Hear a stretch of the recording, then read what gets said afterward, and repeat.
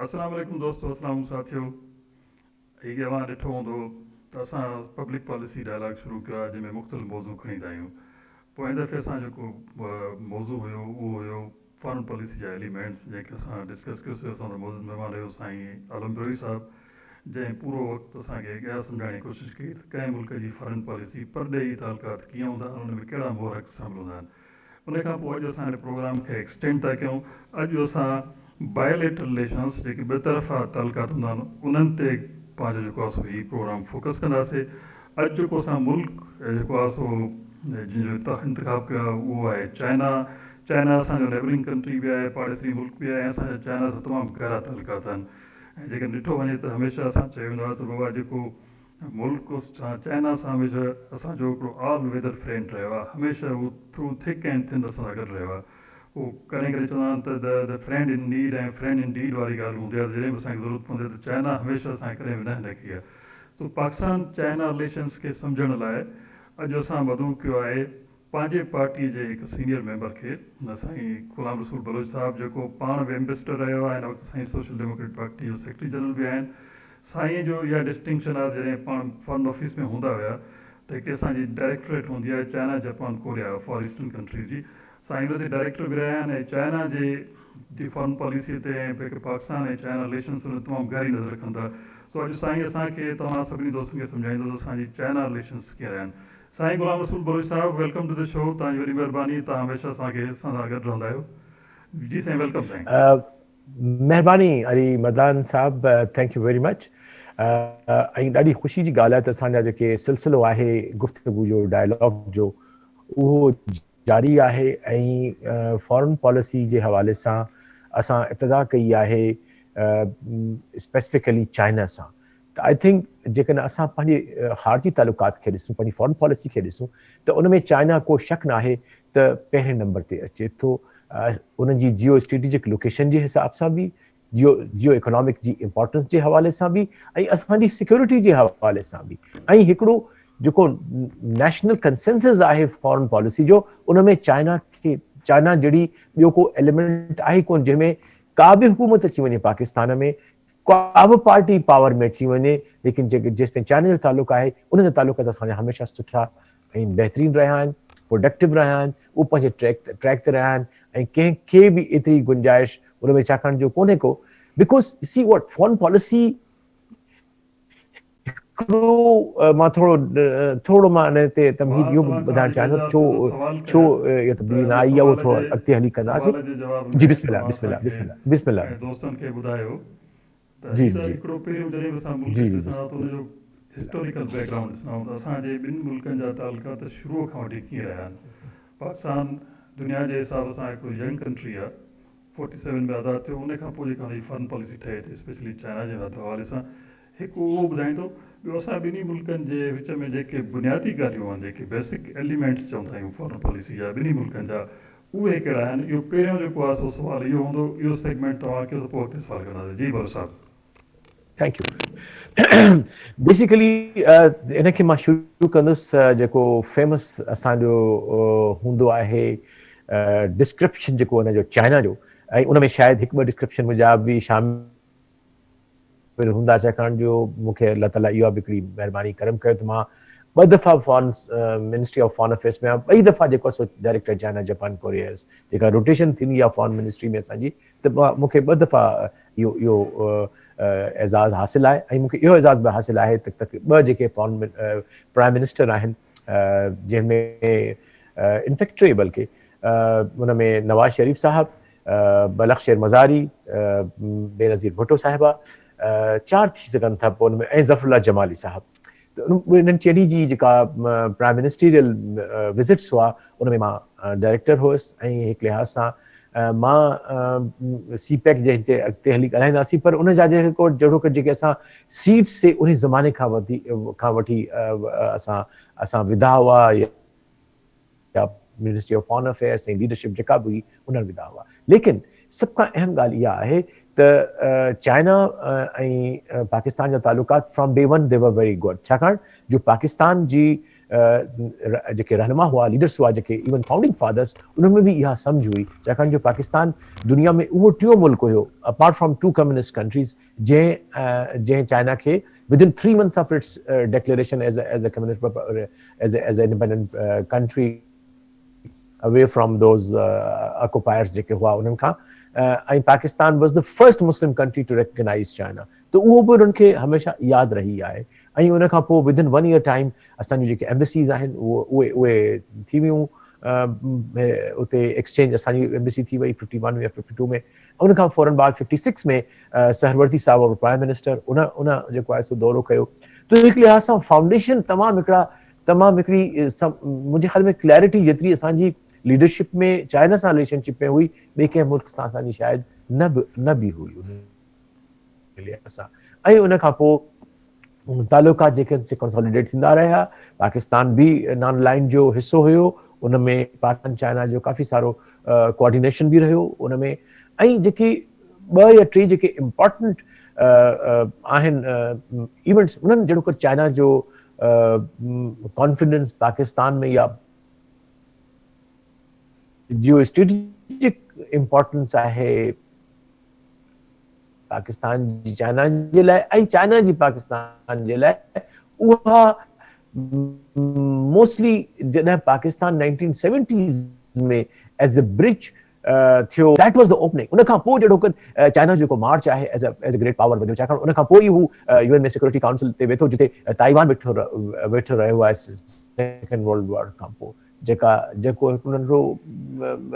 Island आहे जेको हिसो आहे चाइना जो ऐं उहो जेको हुयो प्रो अमेरिकन चाइनीज़ लीडर भॼी वञी उते पनाह वरिती ऐं उन आइलैंड ते पोइ वरी उन्हनि खे अमेरिकन सपोर्ट कई ऐं उते हुन हिकिड़ी सूडो चाइना जे नाले सां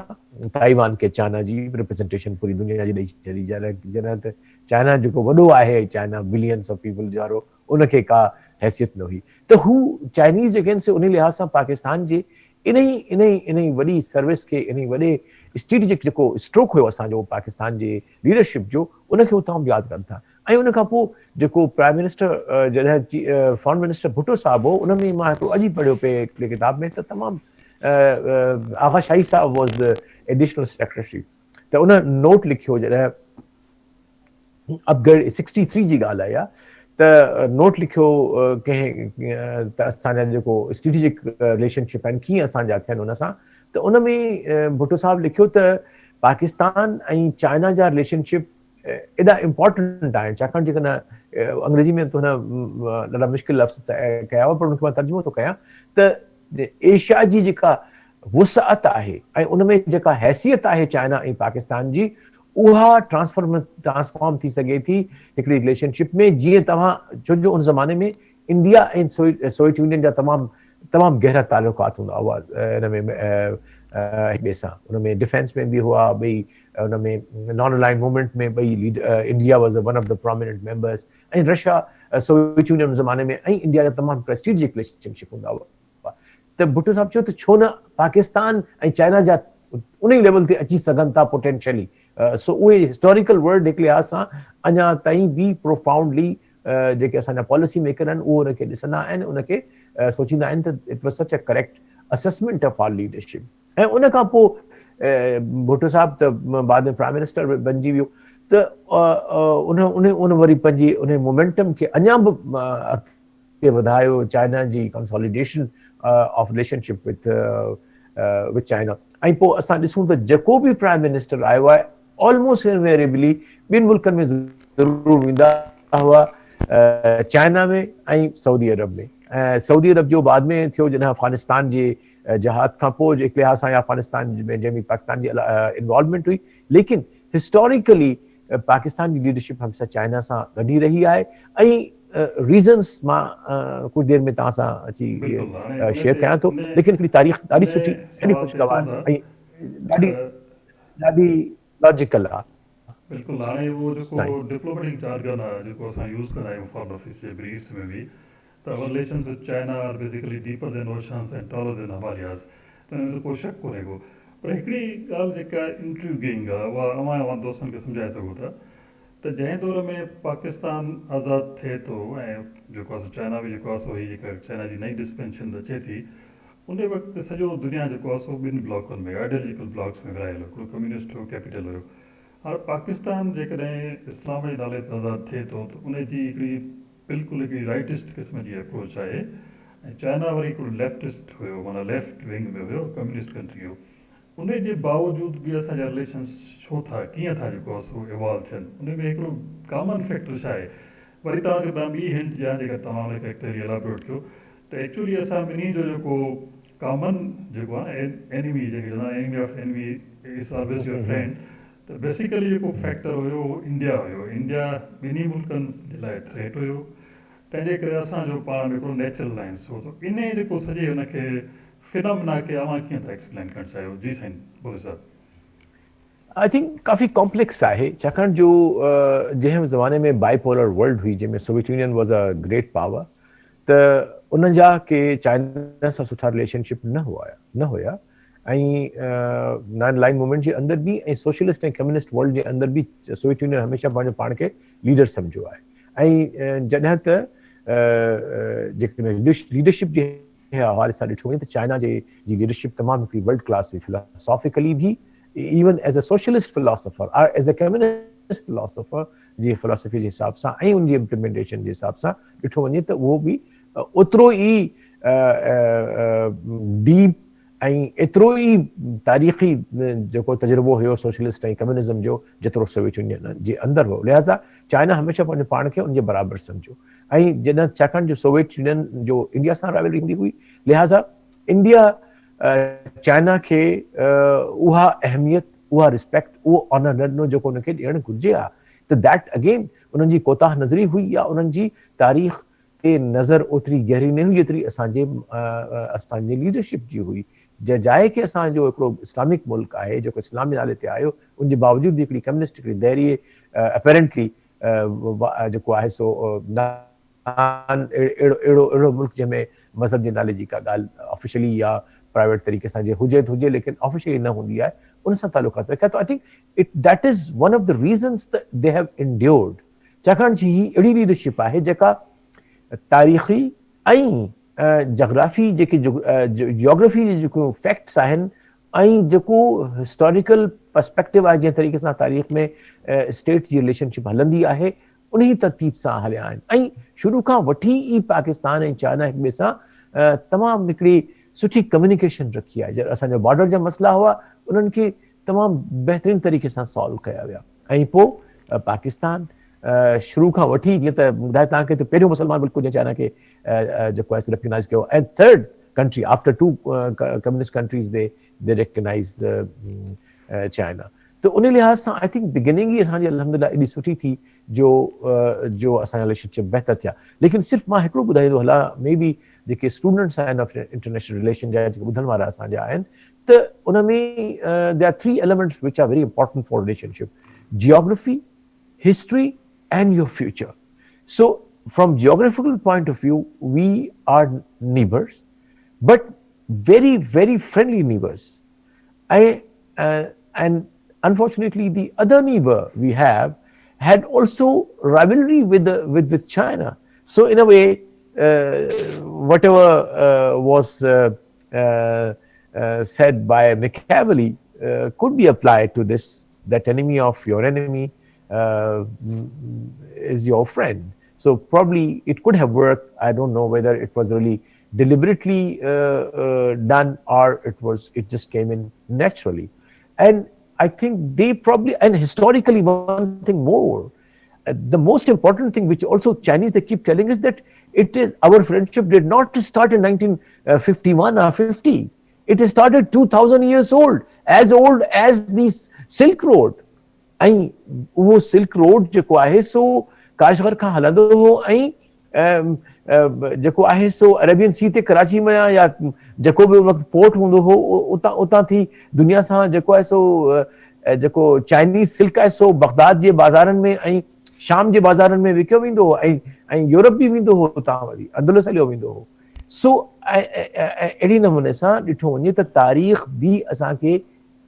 ॻंढे थी। पोइ अॼु जेके इलाइक़ा असांजा नदरन एरियाज़ या केपीके आहिनि, गिलगित बल्तिस्तान आहे, तव्हां वञी ॾिसो त केतिरो socially there are several tribes जेके चाइनीज़ आहिनि, जेके तक़रीबन उन्हनि जा शक्लूं मिलनि थियूं, उन्हनि जी लैंग्वेजिस बि तक़रीबन हिकु जहिड़ियूं आहिनि, ऐं उन्हनि जूं रस्म रिवाज बि हिकु जहिड़ा आहिनि, खाधा बि हिकु जहिड़ा आहिनि। सो असांजो जेको बॉर्डर आहे पाकिस्तान जो, उहो हिकु लिहाज़ सां उहो बि हिकिड़ी तसलसल या तारीख़ी तसलसल जो हिकिड़ो हिसो आहे। लिहाज़ा असांजा तालुकात पाकिस्तान ठहण खां पोइ सिल्क रोड जे हवाले सां तारीख़ी बिल्कुलु हवालो सही हुयो था असां चओ। वटि, ऐं तारीख़ी हवाला हमेशा मुस्तक़बिल खे बिल्कुलु जेको सही, सो संवारींदा आहिनि। ऑलवेज़ रिमेंबर दिस बिल्कुलु सही था कि चओ। सिल्क तारीख़ रोड, के हवाले एग्जैक्टली, सिल्क रूट वारो जेको आहे सो वेझड़ो मिसाल त इहो हो जेको ब्रिटिशर बि आया त हुननि जेको पहिरियों कमु कयो इंडस जे थ्रू नेविगेशन कयूं, उन मक़सदु इहो त असां चाइना में जेको आहे चाइना मार्केट में कीअं पंहिंजी इनपुट कयूं। जी लेकिन जेको बिल्कुलु बाद में सिंध ते कब्ज़ो थियो, पंजाब ते बि थियो, उहो बि इन पर्सपेक्टिव में हुनखे चाइना खे एक्सेस मिले फ्रॉम दिस पार्ट ऑफ सब कॉन्टिनेंट। पर असां हाणे इन ॻाल्हि खे असां अॻिते हलायूं था त चाइना जी तव्हां एतिरी गहरी नज़र रखो था चाइना में ही इकनॉमिक टर्न अराउंड जेको आहे न, इहो वेझाई हिस्ट्री में थियो आहे। अॻु में त हू सोशलिस्ट कंट्री हुया ऐं कंट्रोल इकोनॉमी हुई, एतिरी ओपन कोन हुई। पोइ हुन में ॾिसो पॉवर्टी बि हुई ऐं गुरबत बि हुई, हुनजी तमामु घणी इकोनॉमी बि पसमंदा हुई। पोइ इहो इकनॉमिक टर्न अराउंड आयो आहे न चाइना में, उहो कॾहिं आयो, कीअं हुननि पंहिंजी इकोनॉमी ओपन कई, इहो असांखे बि सम्झायो, असांजे ॿुधण खे बि सम्झायो। जी साईं बस साहब। Very interesting question. ऐं सची ॻाल्हि इहा आहे त हिकिड़ो मिसाल आहे जेको मां हमेशह पंहिंजे दोस्तनि सां शेयर बि कंदो आहियां। जेका पहिरीं मुंहिंजी विज़िट हुई as a director China Japan Korea, it was in 1992। ऐं as a I think Nawaz Sharif was the prime minister, या आई टुक हिम दैट टाइम। ऐं मां बीजिंग में जॾहिं वियुसि हुते त साइकिलनि जो हिकिड़ो समंदर हुयो, साइकिलूं, इंसान ई इंसान। As you know, Beijing is one of the most populated city at that time. ऐं तव्हांखे काफ़ी अहिड़ा इलाइक़ा बि असां ॾिठा तव्हांखे गुरबत नज़र आई। इवन बीजिंग, जेके बाद में उहो असांखे कंट्री साइड बि ॾेखारण हिकु जॻहनि ते विया, उते बि असांखे गुरबत नज़र आई, जीअं हिकिड़ो आम ॻोठ पाकिस्तान जो हूंदो आहे। ऐं सभ खां वॾी ॻाल्हि आहे, तमामु हिकिड़ी सादी खुराक, नूडल्स पाणी में विधल अचार, सिर्फ़ु विदाउट एनीथिंग। उहे वीचारा असां पाण ॾिठो। ऐं माण्हू कमज़ोर, नहीफ़, ॿार बि नहीफ़, औरतूं बि कमज़ोर। they could see that they are malnourished, they don't have enough. In fact, more than half the population like us was under poverty line that time. So worry सही इनखे तव्हां फास्ट फॉरवर्ड कयो 2002 में, वरी मां वञा थो एज़ अ डायरेक्टर, छाकाणि मुंहिंजी पोस्टिंग अञा प्रमोशन ते हुअसि मां, but still as a acting DG जेको आहे इन जो मां सीजे के जो मां वियुसि। उन में I think the prime minister वाज़ ज़फ़रुल्लाह ख़ान जमाली साहब। ऐं सची ॻाल्हि इहा आहे, एम आर ऐं मुंहिंजा जेके साथी ॾिसनि था, त उहे जेके साइकिलूं हुयूं 10 सालनि में वॾनि वॾनि कारनि में जेको सो तब्दील थी हुयूं। इट वाज़ like magical for me, eye opener हुयो त my God, what a transformation जेका आहे सा इन 10 सालनि में कई आहे। हाणे कहिड़ा एलिमेंट्स आया आहिनि जिन जे करे ट्रांसफॉर्मेशन थी आहे? आई थिंक उन में हिकु त उन्हनि जे पंहिंजे सिस्टम जो वॾो अमल आहे। कम्युनिस्ट सिस्टम आहे, कम्यून सिस्टम आहे, ऑर्गेनाइज सिस्टम आहे, डिसिप्लिन आहे, लीडरशिप आहे। उहा लीडरशिप हिकिड़ी ग्रास रूट्स खां अचे थी, ट्रेनिंग कंदी कंदी from very small village on to the top. जेका उन्हनि जी डिसीजन मेकिंग आहे, उनमें उनजी प्रॉपर ग्रूमिंग थिए थी, उनजी पूरी डिसीजन मेकिंग थिए थी, जी डिसीजन मेकिंग जो ट्रेनिंग थिए थी, ऐं उनजी स्पेशलाइजेशन थिए थी त भई हू जेको पार्ट में कहिड़ी ॻाल्हियुनि खे हू लुक आफ्टर करे थो, एग्रीकल्चर खे करे थो, इंडस्ट्री करे थो, बैंकिंग खे करे थो, मैन्युफैक्चरिंग खे करे थो, मैन्युफैक्चरिंग में कहिड़ी इंडस्ट्री खे करे थो, कॉटन खे करे थो, इंजीनियरिंग खे करे थो, सॉफ्टवेयर खे करे थो। पोइ उन खां पोइ जेको आहे सो हू अॻिते वधिया, but obviously they had two जेको हिकिड़ो हुननि हिन में काफ़ी सारा आया इहे जेके टर्निंग पॉइंट आया। जेको टर्निंग पॉइंट इहो हुयो जॾहिं डेड ज़ाओपिंग जेको आहे सो तंहिं ही ओपन द इकोनॉमी, ऐं हिकिड़ो लिमिटेड प्राइवेट सेक्टर खे हुन पहिरीं आई थिंक उन्हनि एग्रीकल्चर खां शुरू कयो, नंढा फार्म हुनखे चऊं भई ठीकु आहे तव्हां पाण कयो ऐं पाण ई कमायो। पोइ then they started to have small industry, cottage industries. Cottage actually सॼो की जेको आहे सो उन्हनि जी कॉटेज इंडस्ट्री मां ई जेको सो ग्रेजुएट थी हिते इते ही पहुता आहिनि। पोइ उन्हनि पंहिंजा नौजवान एंटरप्राइजिंग पार्टी कार्डर्स के ॿाहिरि मोकिलियो। I think they have the biggest number of students, I think at least couple of years back in the world, who would go to these universities all over the world, UK hoje, Australia hoje, US hoje, France hoje, anywhere in the world you'll see a Chinese always in all the courses, chahe bachelor committee, master's committee, MBA and doctorate। उहो कयो। ॿियो उन्हनि पंहिंजे हिकिड़ो network universities जो, colleges जो, universities जो, vocational training जो उहो शुरू करे छॾियो। पोइ then they had this concept of what is being touted now in some of the countries, that they became the manufacturers of the world, छाकाणि जो उन्हनि जी जेका लेबर सा इट वाज वेरी चीप। त उहे जेके वेस्ट में या इंडस्ट्रियलाइज़ कंट्रीज़ में जेके एक्सपेंसिव लेबर ते कराईंदा हुआ, उन्हनि सॼो जेको आहे सो आउटसोर्स कयो to China, and Chinese were very good at adaptation. उन्हनि पंहिंजो पाण खे एडॉप्ट कयो, उहे टेक्नोलॉजी जेका हुई उहा आई। पोइ just to make it simplify technical reasons में,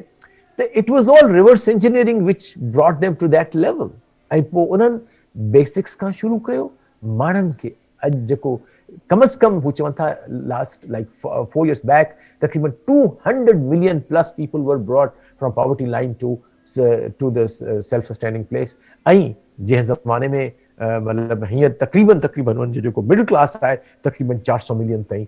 जेका ॻाल्हि करे कई वञे थी, या 500 मिलियन ताईं बि थी सघे थी। बिल्कुलु। हाणे उहो जॾहिं इकोनॉमी ओपन थी थिए, जॉब्स निकिरनि था, एजुकेशन अचे थी, ॿाहिरां जेको आहे सो स्टूडेंट्स पढ़ी अचनि था,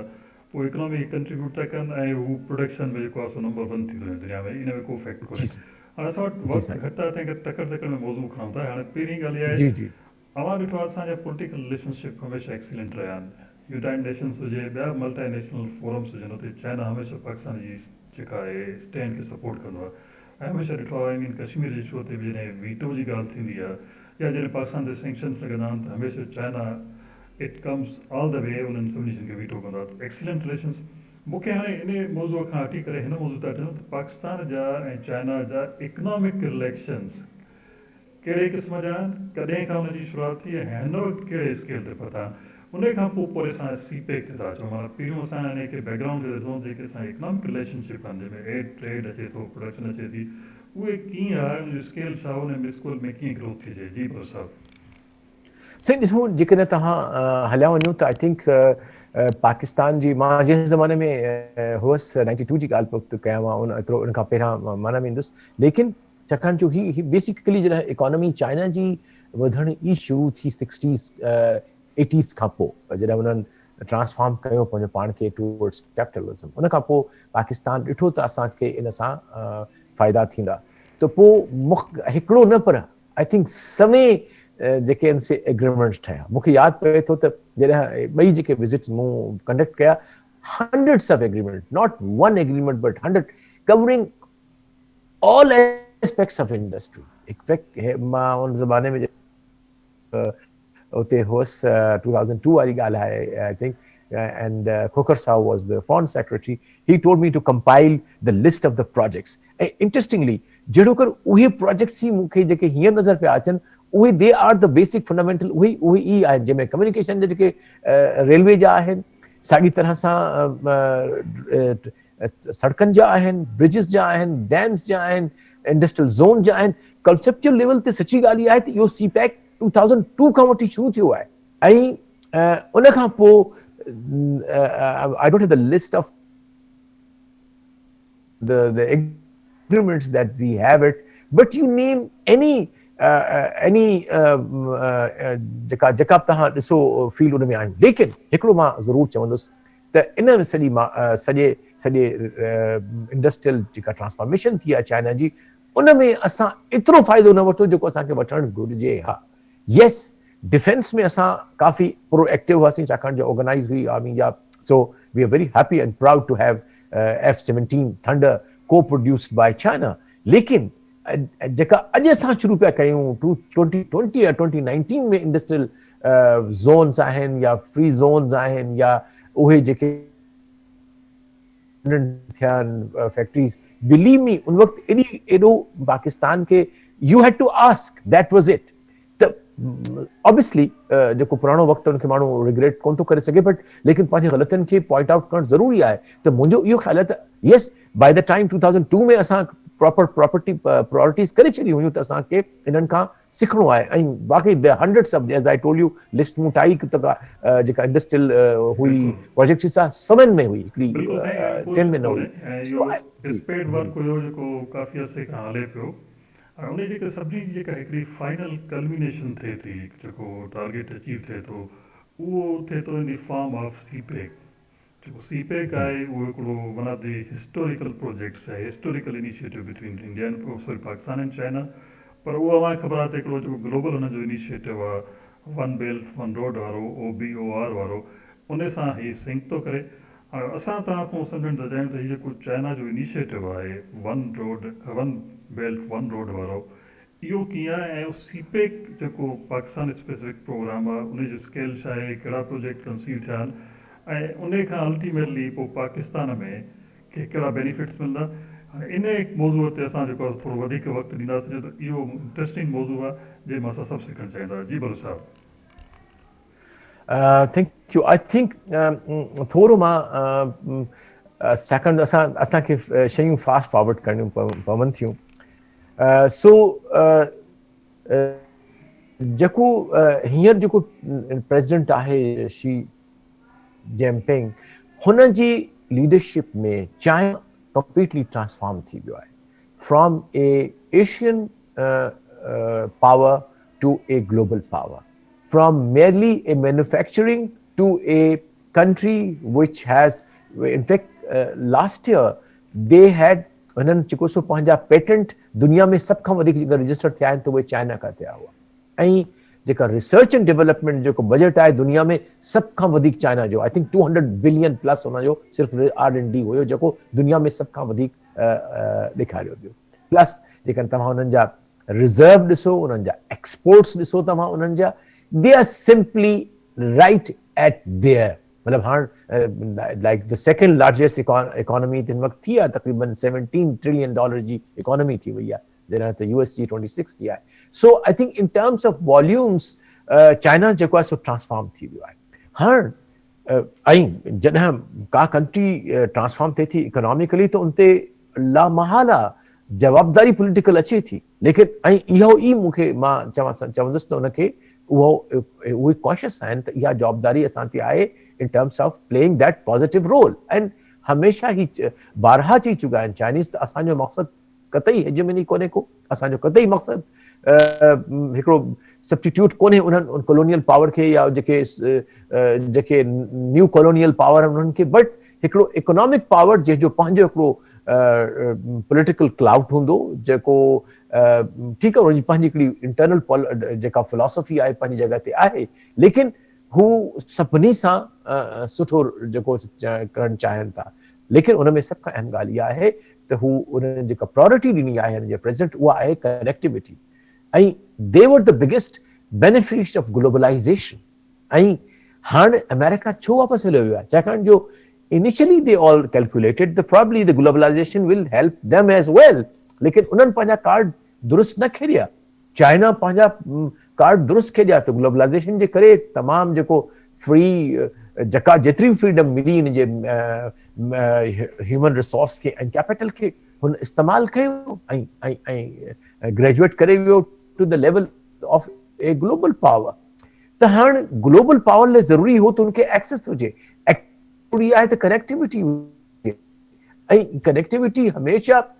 तरक़ी खे अॻियां आणींदी आहे असां हिस्ट्री ॾिसूं हुन में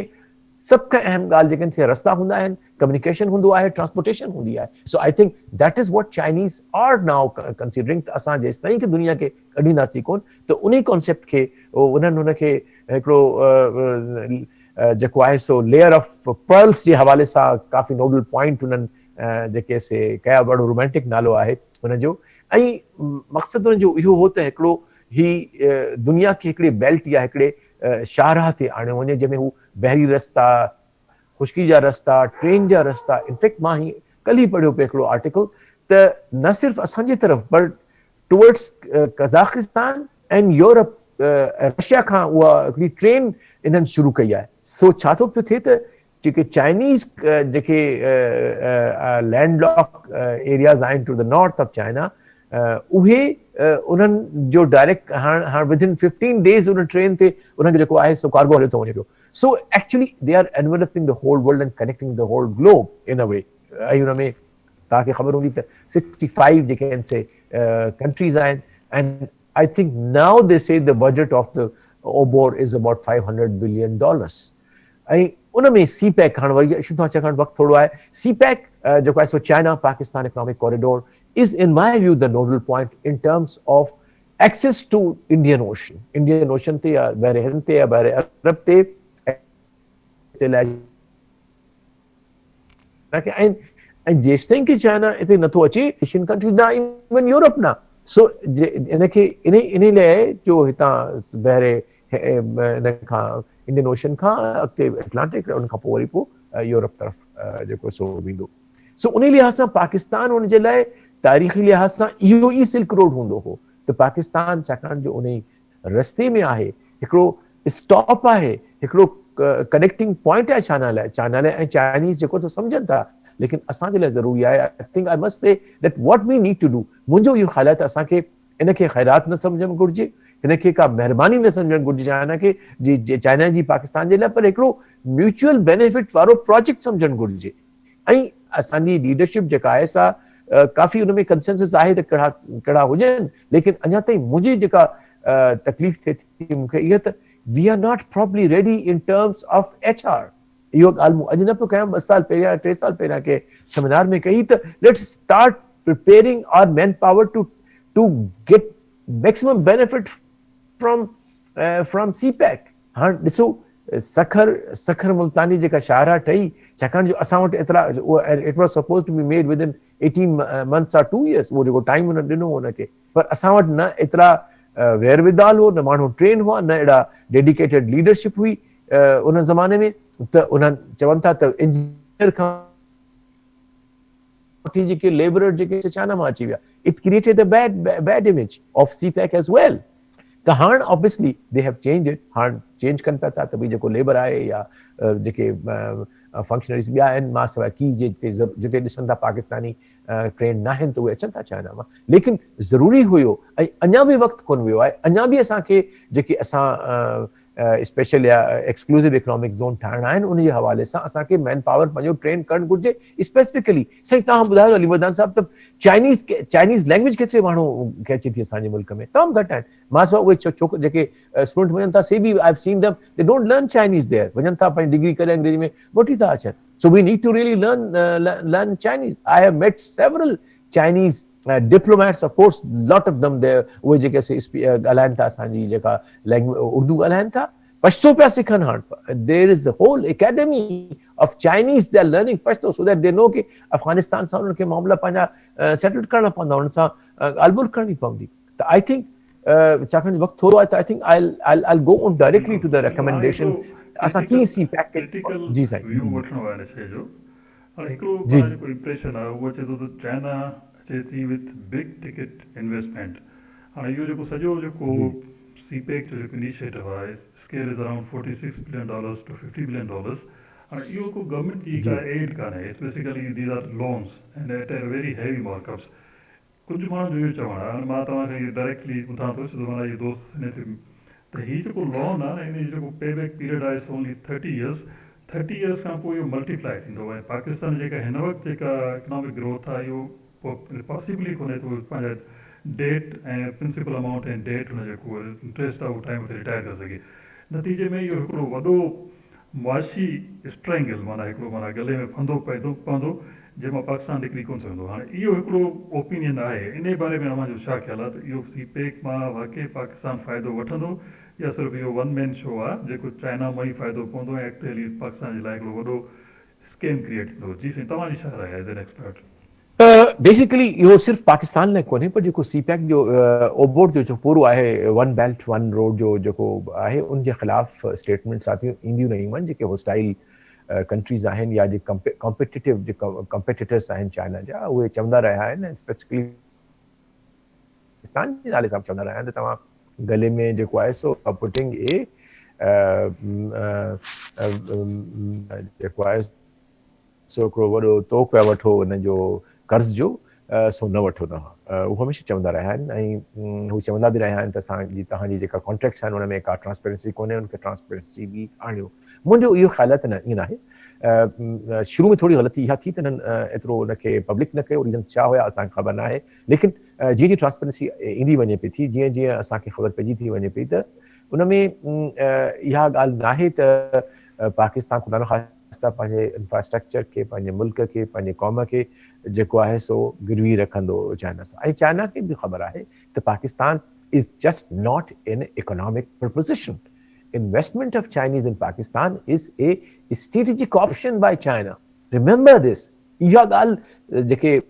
चाइना मुखालिफ़ आहिनि या जेके सीपेक मुखालिफ़ क़ुवतूं आहिनि उहे इहे नथियूं सम्झनि त चाइना असांखे हिकिड़ो स्ट्रेटेजिक एसेट सम्झे थो हिकिड़ो स्ट्रेटेजिक पार्टनर सम्झे थो how will they I don't want to go into each plan to see the feasibility of it लेकिन हू छा लाइ चाहींदा त पाकिस्तान अहिड़ी डेवलपमेंट करे जेका उन्हनि जी पंहिंजी इंडिजिनस इकोनॉमिक स्ट्रेंथ के जो सो क्रैम्पल करे छॾे नो आई डोंट थिंक सो ईअं न थींदो लेकिन असांखे अखियूं खोलणु घुर्जनि ॻाल्हाइणु घुर्जे उन्हनि सां असांखे ॾिसणु घुर्जे असां वटि सुठा इकोनॉमिस्ट आहिनि असां सुठा प्लानर्स आहिनि जे न आहिनि त असांखे आउटसोर्स करणु घुर्जनि ऐं हर जेको बि आहे मनसूबो वॾो जेके मेगा मनसूबा आहिनि जंहिंमें गवादर आहे हाईवेज़ आहिनि जिन में जेके स्पेशल इकोनॉमिक ज़ोन्स आहिनि या स्पेशल एक्सक्लूसिव इकोनॉमिक ज़ोन्स आहिनि उन्हनि जी हिकिड़ी अहिड़ी फिज़िबिलिटी ठही आहे जेका काफ़ी इनफैक्ट गवादर खे मूं काफ़ी सारो वेझो ॾिठो आहे ऐं उन्हनि जूं काफ़ी सारियूं ब्रीफिंग बि ॾिठियूं आहिनि मूंखे कतई किथे कोन थो नज़र अचे त का अहिड़ी क़िस्म जी सिचुएशन जी का पॉसिबिलिटी बि आहे त पाकिस्तान विल नॉट पे बैक इनफैक्ट जेका मेजॉरिटी जेका मूंखे ख़बर पई आहे जेके ॿुधायो वियो आहे मूंखे ब्रीफिंग जे अंदरि जेके सेमिनार्स में मां वेंदो रहियो आहियां सीपैक जे त इट इज़ ऑल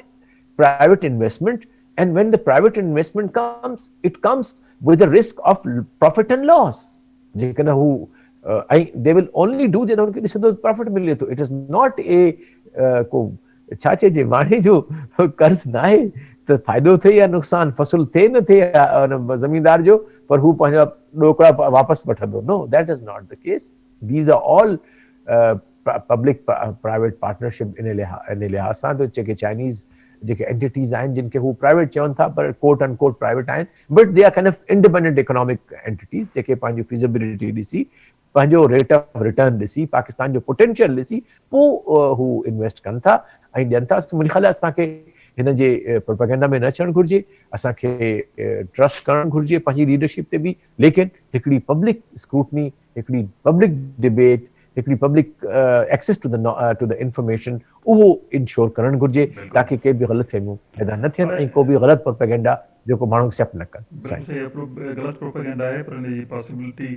थी सघे थी it can go in any way छो त हिकिड़ो असांजो मिसाल आहे श्रीलंका जो हम्बन टोटा वारो जेको पोर्ट हुयो उहो पे न करे सघिया फाइनली उहो चाइना टेक ओवर कयो हाणे हुनखे 100 साल जी लीज़ आहे एक्सक्लूसिव राइट्स आहे इवन श्रीलंका वारा नथा सघनि पर हाणे मां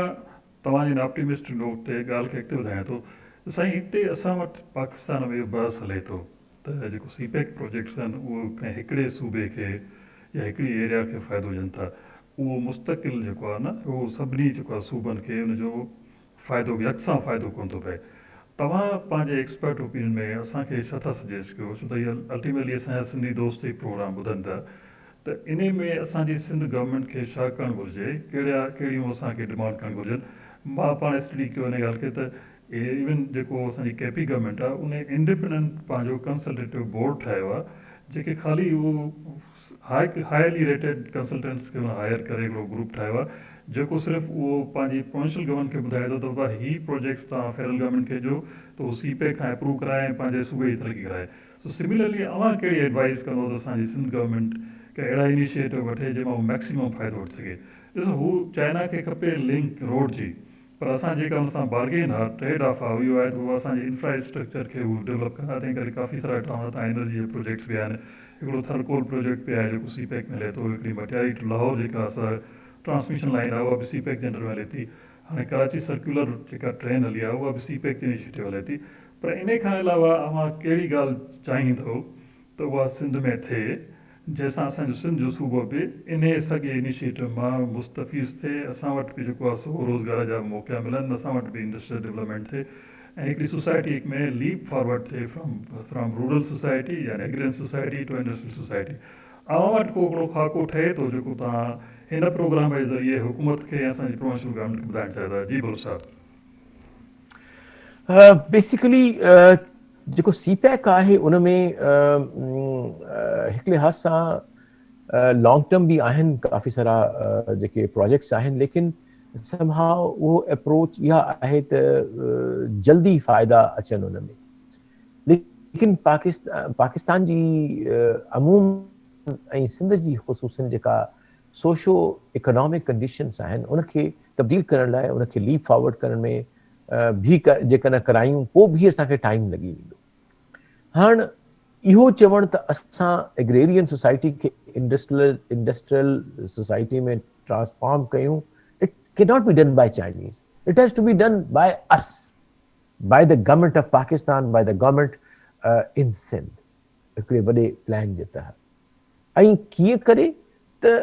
आई थिंक उन में what can be done is त जेके एग्रो इंडस्ट्रीज़ आहिनि उन जो को मूंखे अञा ताईं नज़र नथो अचे खाको, and that is your remedy त जेका असांजे, छाकाणि जो असांजो सिंध में ठीकु आहे, there is a industrial segment आहे, कराची आहे, नूरियाबाद आहे, कोटड़ी आहे, हैदराबाद आहे, दैट्स इट। उहो एतिरो घणो कोन्हे को। ऐं हाणे ॿी कहिड़ी इंडस्ट्री ईंदी जंहिंसां असां कंपेटिटिव थी सघंदासीं, उन में 5 खां 10 साल लॻी सघनि था। लेकिन जल्दी छा थी सघे थो त एग्रो इंडस्ट्री खे जेका हींअर प्रोडक्टिविटी आहे, असां उनखे उहे प्रैक्टिसिस जेके उन्हनि जेके कयूं आहिनि चाइना में, फॉर एग्जाम्पल एफिशिएंट इरिगेशन जूं आहिनि, एफिशिएंट प्रैक्टिसिस हार्वेस्टिंग जूं आहिनि, सुठा बीज जेके उन्हनि वटि आहिनि त we can borrow it, no problem. We can in the mean time उन्हनि खां असां हेल्प वठूं त असांखे सुठे बीजनि जी रिसर्च में कुझु कयो, फार्मर जी ट्रेनिंग आहे, देन वैल्यू एडिशन आहे, उहा जेका असां सीपैक में आणे सघूं था। ऐं ॿियो जेको इम्पोर्टेंट आहे उहो आहे farm to the market roads. छो नथा असां उनखे उन में असां ऐड कयूं? ॿियो असांजो इम्पोर्टेंट एग्रीकल्चर जे हवाले सां डेयरी सेक्टर आहे, टोटली स्कैटर्ड आहे, otherwise there is a huge potential. जेकॾहिं उन काफ़ी सारो चवनि था खीर, जेको मूं हिकिड़ी स्टडी पढ़ी हुई त काफ़ी सारो खीर पहुची कोन थो सघे पियो असां वटि, ऐं काफ़ी सारो असांजो जेको माल आहे सो एतिरी उहो प्रोडक्टिव नथो ॾे, छाकाणि जो ऑर्गेनाइज़ कोन्हे को असांजो डेयरी सेक्टर। त उन डेयरी सेक्टर खे उन्हनि तमामु सुठो जेके पूरी एग्रो इंडस्ट्री उन वटि तमामु हिकिड़ी बहितरीन तरीक़े सां ऑर्गेनाइज़ड आहे, त उन्हनि जी उहा एक्सपर्टीज़ असां वठूं, असांजा इंस्टीट्यूशन्स वठनि, डिस्ट्रिक्ट लेवल ते वठनि, डिविजनल लेवल ते वठनि, प्रोविंशियल लेवल ते वठनि, उहो कनि। पोइ जेके शहर असांजा आहिनि या पैरा अर्बन जेके शहर आहिनि, उन्हनि जी जेकी नंढा नंढा इंफ्रास्ट्रक्चर आहिनि उनखे थोरो बहितर कयूं ताकी उन में हाइजीनिक कंडीशन बहितर थियनि, कम्युनिकेशन बहितर थिए, उन में अस्पतालूं थोड़ियूं बहितर थियनि। त आई थिंक असांखे कम्स जेको आहे सो जेके अर्बन एरियाज़ ऐं जेके पैरा अर्बन एरियाज़ आहिनि उन्हनि जो जेको इंफ्रास्ट्रक्चर आहे उनखे ग्रेजुअली बि कंहिं तरीक़े सां, स्पेशली उहे जेके सीपैक जे रूट ते अचनि था, उन्हनि खे त लाज़मी इन में शामिल करणु घुरिजे, ऐं ईअं न कि पूरो कर्ज़ वठी उनखे करणु घुरिजे, बट उन्हनि जी एक्सपर्टीज़ वठिजे, हिकिड़ो पार्टनरशिप सां कजे, लोकल गवर्नमेंट खे उन में इन्वॉल्व कजे, ऐं लोकल गवर्नमेंट में तव्हांखे काफ़ी सारो हेल्प करे सघनि था। बिकॉज़ आई सॉ जेको चाइना में ऑब्ज़र्व कयो, they have one of the best and most efficient local government, because obviously हुते हिकिड़ी कम्युनिस्ट पार्टी आहे जंहिंजे करे उहो पूरो क्वाडर हुन में थिए थो, लेकिन कम से कम असां हुनजा जेके पॉज़िटिव एलिमेंट्स आहिनि उहे असीं जेको आहे सो अडॉप्ट करे सघूं था, ऐं ट्रांसफॉर्मेशन जो जेको प्रोसेस आहे असांजे सिंध में जी इकोनॉमी उहा बहितरीन जेको तजुर्बो ॾिनो। हाणे अव्हां त पाण जेको पाण डिप्लोमेट आहे हिन शइ ते गहरी नज़र रखो था, सो ॻाल्हि इहा आहे त घणो हिकिड़ो इहो बि हूंदो आहे ओपिनियन जेको आहे सो त इहो सीपेक आहे एक्चुअली इहो एग्रीकल्चरल इनिशिएटिव आहे। छो त हिन वक़्तु चाइना जेको आहे सो फूड कंट्री आहे, उहो कोशिशि करे थो त को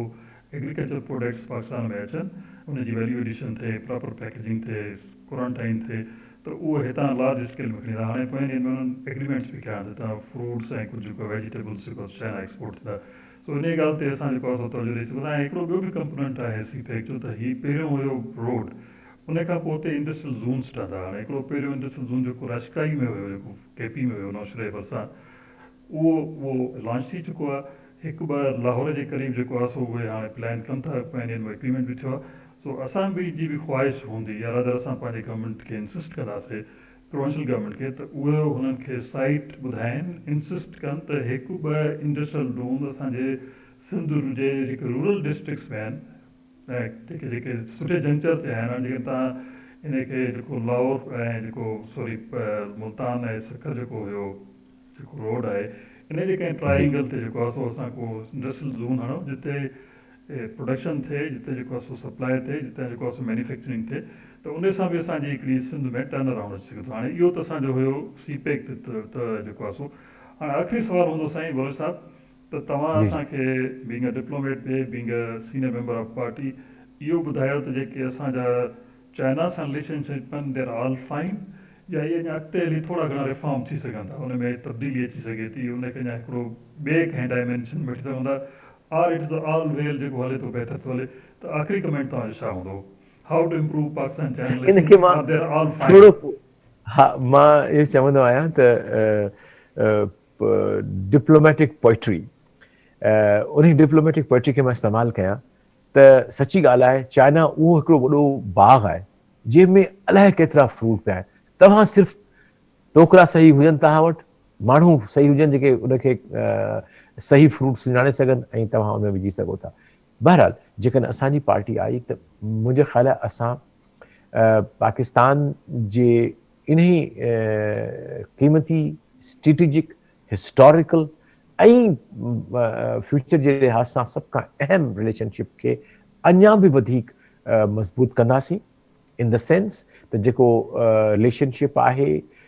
हाई लेवल ते, उन खां पोइ हेठे लेवल ते बि असांजो रिलेशनशिप हुअणु घुरिजे। छो न गवर्नमेंट ऑफ सिंध, छो न गवर्नमेंट ऑफ पंजाब, उतां जेके कामयाब जेके उतां जा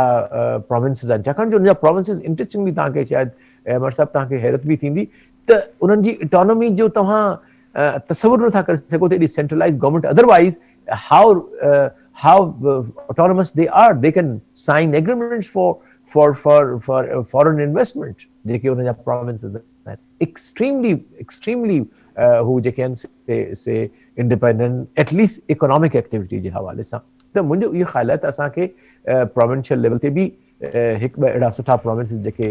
आहिनि चाइना जेके कामयाब आहिनि, उन्हनि सां डायरेक्टली सिंध खे, डायरेक्टली पंजाब के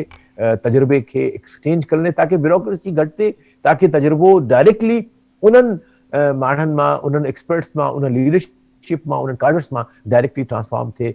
पाकिस्तान में, ऐं पाकिस्तान जे तमामु प्रोविंसिस में जेको आहे so as a step number 1 मां इहो चाहींदुसि त प्रोविंसिस जेके आहिनि से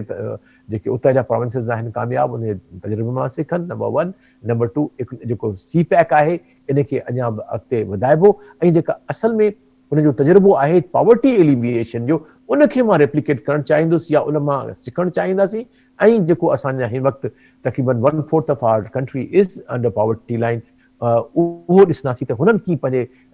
पॉपुलेशन खे जेको आहे सो मथे आंदो आहे, एजुकेशन खे उन्हनि मथे आंदो आहे, उन्हनि जी पब्लिक हेल्थ जो सिस्टम तमामु बहितरीनु आहे, उहो असांखे सिखण वारो आहे। यूनिवर्सिटीज़ हाणे हुननि जूं टॉप यूनिवर्सिटीज़ में दुनिया में अची वियूं आहिनि, त जेके असांजी यूनिवर्सिटीज़ हिते आहिनि, जिन जो हाल हींअर सची ॻाल्हि आहे, को मां पाण पढ़ायां थो, but it really requires a lot of effort, त उन्हनि जूं पाण में कोलाबोरेशन कराए सघूं था। चाइनीज़ जेके यूनिवर्सिटीज़ आहिनि, स्पेशली रिसर्च जे हवाले सां, स्पेशली जेके एडवांस्ड आहिनि स्टडीज़ लाइक नैनो टेक्नोलॉजी आहे, या ॿिया जेके नया कंप्यूटर जा जेके आहिनि फील्ड्स, उन में IT जा जेके फील्ड्स आहिनि उन में। So I think there's a lot to be done in terms of our economic relationship with China. So our emphasis would be as a party to emphasize economic collaboration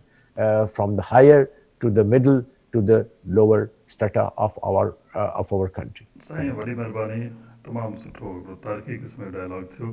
जंहिंमें असां Pakistan China relationship खे जो historical perspective ॾिठोसीं, जेको असांजो futuristic perspective ॾिठोसीं। हिन वक़्तु जेको असांजो वॾे में वॾो इनिशिएटिव आहे सीपेक, उनखे तमामु गहराई सां ॾिठोसीं। सो असां इन नोट ते बालू साहब जी वॾी महिरबानी सम्झूं था, साईं तव्हांजी वॾी महिरबानी, तव्हां असांखे एजुकेट कयो, असांजे ॿुधण खे एजुकेट कयो। ही इनफैक्ट हिकिड़ो सिलसिलो आहे, इहो सिर्फ़ु हिते ख़तमु कोन थींदो। असां कोशिशि करे जेके परॾेही तालुकात हुन में जेके मुख्य मुल्क आहिनि सभिनी सां डील कंदासीं। होरियां होरियां असां वटि जेको आहे since we both belong to diplomatic service, त असांजा दोस्त बि आहिनि जेके हाणे अदर सर्विस बि आहिनि, रिटायर्ड बि आहिनि। असां इन्हनि मौज़ुअनि ते वरी मुख़्तलिफ़ ॿियनि दोस्तनि सां जेके एम्बेसडर असाइनमेंट्स करे उन्हनि खे बि एंगेज कंदासीं, उन्हनि खे सम्झण जी कोशिशि कंदासीं। हीउ हिकिड़ो असांजे पार्टी जो हिकिड़ो एस्पेक्ट हिकिड़ो इहो आहे। बाक़ी असां सभु जेके ज़िंदगीअ सां रिलेटेड जेके शोभा आहिनि सभिनी ते असां बहस हलाईंदासीं। न फ़क़ति इन हाउस बहस हूंदो जंहिंमें असांजा पार्टीअ मेंबर हूंदा, पर असां एक्सपर्ट्स खे बि वठी ईंदासीं, जीअं हीउ पब्लिक डायलॉग हले, माण्हुनि में अवेयरनेस अचे ऐं हू इन ॻाल्हि खे परखियुनि त असां वटि हिकिड़ो सीरियस कंटेंट आहे, असां हिकिड़ो सीरियसली सोचनि त संजीदगीअ सां सोचूं था। ऐं असां कोशिशि कंदासीं पाण तव्हांजे दोस्तनि जी हिमत सां, जेकॾहिं असांखे इक़्तिदार में अचण जो मौक़ो मिले थो, हीअ सभु शयूं ट्रांसलेट करे ॾींदासीं। हीअ असांजो तव्हां सां पब्लिक कमिटमेंट आहे, तंहिंजे करे असां हीअ पब्लिक शो था कयूं। सो हिन नोट ते मां इजाज़त वठंदुमि। साईं बलोच साहिबु, तव्हांजी वॾी महिरबानी। तव्हां सां हमेशह डिजिटली ॾिसी करे इंटरेक्ट करे मूंखे त ॾाढी मज़ो ईंदो आहे, ख़ुशी थींदी आहे। इनशाला गॾु हूंदासीं। सो हिन नोट ते साईं बलोच साहिब खां ऐं दोस्तनि सभिनी खां इजाज़त। प्रोग्राम ॾिसो, असांखे पंहिंजो फीडबैक ज़रूरु ॾींदा। पाकिस्तान ज़िंदाबाद, जी ए सिंध।